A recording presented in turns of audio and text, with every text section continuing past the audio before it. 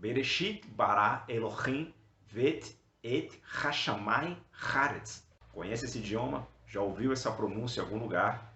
Sabe qual verso é esse que acabei de citar? Esse verso é o primeiro versículo do primeiro capítulo da nossa tão amada Bíblia Sagrada, e esse idioma é o hebraico bíblico. No vídeo de hoje, eu gostaria de falar a respeito dessa tão importante língua que faz parte da história bíblica, não apenas, mas também da história em geral. Essa língua milenar, falada pelo povo judeu, a língua hebraica, que possui tantas riquezas, tantas curiosidades, um mundo completamente diferente do nosso que estamos acostumados, com o nosso alfabeto, com a nossa escrita ocidental.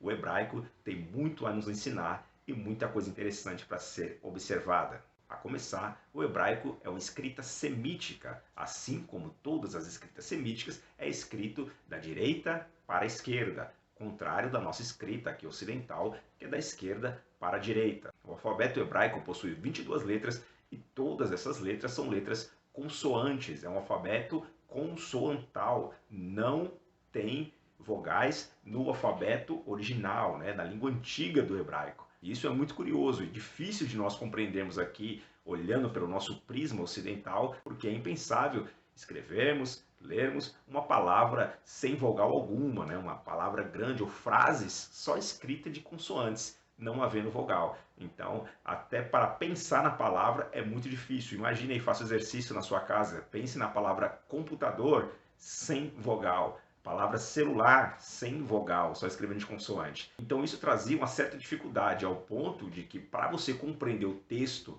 no original, no hebraico, você tem que conhecer um pouco do contexto, um pouco da cultura, do que o assunto está falando, para que você possa corretamente ali trazer a tradução da palavra. Quem não conhece o idioma hebraico, não conhece a cultura, tem certa dificuldade. Por isso, muitas palavras antigas do hebraico antigo, dos tempos do Velho Testamento, se perderam com o tempo por falta de pronúncia. Então, depois de muito tempo, quando foi se retomar novamente essa palavra, não tinha a certeza de como ela era pronunciada, porque realmente só com vogais fica difícil. Quando a tradição também é oral, então fica no ouvido de todo mundo, na consciência de todo mundo, que aquela palavra tem certo som vocálico. Porém, quando não se pronuncia mais certas palavras, acaba perdendo a vocalização correta. Por isso, um grupo de judeus capitaneados por o erudito judaico Moses ben Asher criaram aí um sistema vocálico para melhor compreensão, principalmente de quem não era ali das regiões, quem não conhecia a história hebraica, mas com certeza serviu para todos, inclusive para eles, para as gerações futuras, que são sinais massoréticos. Feito porque esse nome massorético vem do grupo capitaneado por Moses, que chama massoretas. O termo massoretas vem de tradição. Então, um grupo ali que buscava, que tinha um afinco, que tinha a preocupação de manter a tradição. Então, para que esses textos não se perdessem na história e fosse conhecido pelas demais culturas, então ele inseriu sinais vocálicos, que não são vogais, mas que representam vogais, e o som também vocálicos de vogais, como nós conhecemos no nosso idioma, como A, E, I, O, U. Então, através desses sinais vocálicos, eles ali inseriram nos textos, então a leitura ficou compreensível para nós e também para as futuras gerações ali de hebreus, que não tinham mais, obviamente, como toda língua vai se modernizando, vai se atualizando, então os sinais vocálicos foram importantes aí para a perpetuação dos textos antigos, por que não dizer, dos textos bíblicos. Outra informação a respeito do alfabeto hebraico, que ele possui 22 letras, porém 6 delas são intercambiáveis, ou seja, dependendo da pontuação que vem com a letra, geralmente é colocada no meio da letra, ela pode intercambiar, ela pode mudar a sua expressão, ela vira uma outra letra. Por exemplo, a segunda letra do alfabeto hebraico, a letra Beit, se ela tiver um pontinho dentro da letra, significa a letra B. Se ela não tiver acompanhada pelo pontinho, ela se torna a letra V. Então, somando as 22 mais essas 6 intercambiáveis, então vamos para 28 letras do alfabeto hebraico, sempre consoantes. No hebraico também temos algumas letras que têm uma fonética completamente diferente do que nós estamos acostumados no nosso idioma. São chamadas letras guturais, Por exemplo, no português nós temos o som do R, de carro, som de 2 R's. Nós temos do R do cartão, um R só, cartão, principalmente o pessoal do sul aqui, paulista, porta, cartão. Só que lá, essa letra, ela tem um som diferente, ela tem um som gutural, ela parte de dentro da garganta. Por exemplo, a palavra Elohim. Nós falamos muito Elohim, Elohim, mas o correto no hebraico é Elohim. Então puxa lá de dentro essa voz, então é cultural. Por exemplo, nós temos a letra Tzad. Tzad é um tipo de T, só que o som dela é de TS, ou seja, parece aquele barulho de quando o cigarro é apagado na água, né? Tss, aquele barulho assim, aquele barulho daquele bife quando se encontra na chapa quente. Tss. Então, por exemplo, na frase que eu falei no início do vídeo, a última palavra é Haaretz. Então, tanto tem essa letra cultural no começo, ha, né? Puxa lá de dentro, Haaretz. E no final, o Tzad, que tem esse som. Então fica Haaretz. Isso e muito mais existe no hebraico, muito interessante, porque quando você entende a pronúncia das palavras, entende o original, o que quer dizer, entende com isso um pouco da cultura, o pensamento da época, muitos textos que lemos hoje na Bíblia começam a fazer mais sentido. Muitas passagens, histórias e personagens começam a fazer mais sentido quando você entende o que a palavra de Deus quer dizer. Por exemplo, a respeito do tetragrama, do nome de Deus. Não é que o nome de Deus é impronunciável, não, porque se fosse assim, Deus não havia dito para Moisés que era proibido ao povo e a ele pronunciar o nome dele, de Deus, em vão. Então, se Deus disse isso para o povo, para Moisés, era porque era possível pronunciar o nome de Deus. Porém, por conta dessa questão que pronunciar o nome de Deus em vão seria pecado, os judeus preferiram fazer uma espécie de substituição. Talvez não seja o termo correto a utilizar, mas quando aparecia a palavra Deus, o tetragrama, eles substituíam por Adonai, que significa Senhor. Então, todas as vezes que aparecia o tetragrama do nome de Deus, era substituído por Adonai. Com isso, com o passar do tempo, com o passar dos séculos, dos milênios, por esse excesso de cuidado e de zelo, pararam de pronunciar o nome verdadeiro de Deus, logo a pronúncia se perdeu. Então, para não correr o risco de falar o nome de Deus em vão, e pior, falar errado ainda, então para não ferir ali esse mandamento, esse ensinamento, então foi preferível seguir por esse caminho, logo a pronúncia correta do tetragrama do nome de Deus foi perdido na história, né? E essa é uma curiosidade interessante. Outra curiosidade interessante do hebraico é que o verbo ser não é utilizado como nós utilizamos no nosso pensamento ocidental, na nossa linguagem ocidental, até porque o ser está associado, o verbo ser está associado ao Deus que se apresentou a Moisés lá na sarça ardente, dizendo, eu sou o que sou. Então, veja, na ideia do hebraico não tem essa questão do ser, essa questão fica subjetiva. Por exemplo, quando eu vou dizer eu sou aluno, em português eu sou aluno, em hebraico seria ani talmid, né? Ou seja, eu aluno. Já em português teria que ser eu sou aluno, porque o verbo ser é associado ao Deus Todo-Poderoso. Aí você vai entender quando Jesus Cristo fala ali perante os escribas, os fariseus, eu sou o pão da vida, eu sou o caminho, a verdade e a vida. Né? Antes que Abraão existisse, eu sou. Então perceba que toda vez que Jesus Cristo usa esse termo, as pessoas se revoltam, principalmente os estudiosos, principalmente ali os líderes das sinagogas, né, as pessoas ali mais estudadas, mais versadas na Torá, na Escritura Sagrada, eles pegam até em pedras ou pensam em matar Jesus por conta desta palavra, deste termo, eu sou, porque eles achavam que Jesus Cristo estava se passando por Deus e não sabiam eles na época, não queriam saber que Jesus Cristo é o próprio Deus encarnado, por isso que ele dizia com tanta autoridade, eu sou. Bom, meus irmãos, eu poderia falar muito mais coisa aqui a respeito do hebraico, das curiosidades, de algumas questões linguísticas do hebraico e mesmo de expressões. Não que eu tenha conhecimento profundo do hebraico, não. Muito longe disso. Eu iniciei recentemente um curso de hebraico fácil, ou seja, alfabetização em hebraico. E foi um curso que me ajudou pelo menos a ter uma ideia do que é o idioma hebraico. E esse curso é tão interessante, ele é 100% online, 100% à distância.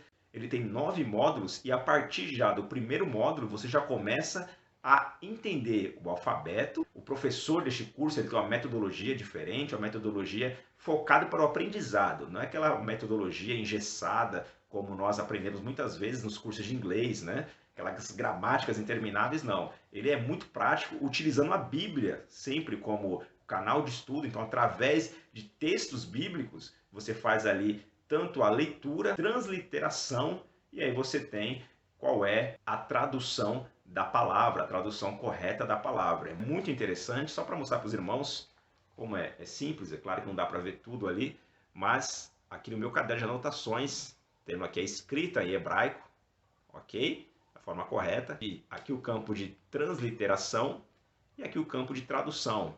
Então, é nos ensinado dessa forma no curso, você fazer a transliteração. O que é? É você trazer do caractere hebraico para o caractere do nosso idioma, do nosso alfabeto, por exemplo, letra por letra. Ao fazer esse processo, você ali vai formando as palavras. E uma vez a palavra sendo transliterada, e aí já fica mais fácil para fazer a tradução para o nosso idioma, né? Uma vez que você aprende esse processo, você pode pegar qualquer Bíblia em hebraico, qualquer livro em hebraico, texto em hebraico. Quando você aprender a fazer essa transformação, conhecendo as letras, os vogais, as consoantes, algumas regrinhas básicas gramaticais, é possível você pegar qualquer texto, transliterar e procurar um bom dicionário de hebraico e fazer a tradução para o português. Olha que o exemplo prático que obtivemos no curso. Essa escrita que eu apresentei para os irmãos agora há pouco, ele está escrita a lápis, eu sei que não é fácil de visualizar, porém só para dar um exemplo aí prático, né, que eu fiz realmente o curso, então você vê que é acessível, qualquer pessoa pode fazer. Em 3 meses eu consegui concluir esses 9 módulos, até porque por questão da pandemia, tinha mais tempo livre aí, então consegui me dedicar um pouco mais no estudo. E esse curso você tem alguns exercícios que você vai fazendo, acompanhando juntamente ali com o professor no vídeo, e um desses e sempre usando a Bíblia como referencial e os textos bíblicos para a tradução. Por exemplo, aqui um bem simples. Hashamayim mesaprim kevod el. Hashamayim mesaprim kevod el. É claro, ainda estou me aproximando da pronúncia correta, é apenas o curso básico, mas já consigo fazer a leitura, já consigo fazer a transliteração. E esse texto é Salmo 19, verso 1, os céus anunciam ou proclamam a glória de Deus. Então veja, aos pouquinhos você vai pegando esse conhecimento, vai pegando aí como é que funciona o sistema da língua e você já consegue fazer algumas traduções, né? Eu baixei aqui no computador uma Bíblia hebraica e muita coisa já consigo ler. Claro que exige um esforço aí de quem está iniciando, mas já consigo identificar as letras do alfabeto, os sinais vocálicos ali referentes a vogais, e com isso montar palavras e já fazer algumas traduções usando mesmo o Google, né? Então esse curso é muito interessante, que ele trabalha com 4 pilares, que é garantido que você consiga ali desenvolver já nos primeiros módulos. Não precisa nem chegar no 9º módulo, nos primeiros módulos você já consegue desenvolver, que são 4: leitura, escrita, pronúncia correta das palavras e transliteração e, por consequência, a tradução da palavra, que você já tem as ferramentas para fazer a tradução da palavra. Então você vai poder ler a Bíblia no idioma original que os profetas, os patriarcas escreveram, que Davi compôs os salmos e tantos outros acontecimentos da cultura hebraica. Você vai poder ali ir no original, pegar ali a palavra no seu sentido primeiro, no seu sentido original. Você perceba que existem várias traduções bíblicas e cada tradução para algumas palavras, né, alguns termos, alguns versículos, você percebe uma diferença ali nas palavras aí de uma versão para outra. Então, muitas vezes, você indo para o original, você consegue ter uma visão mais clara do texto. Isso ajuda muito, isso facilita muito.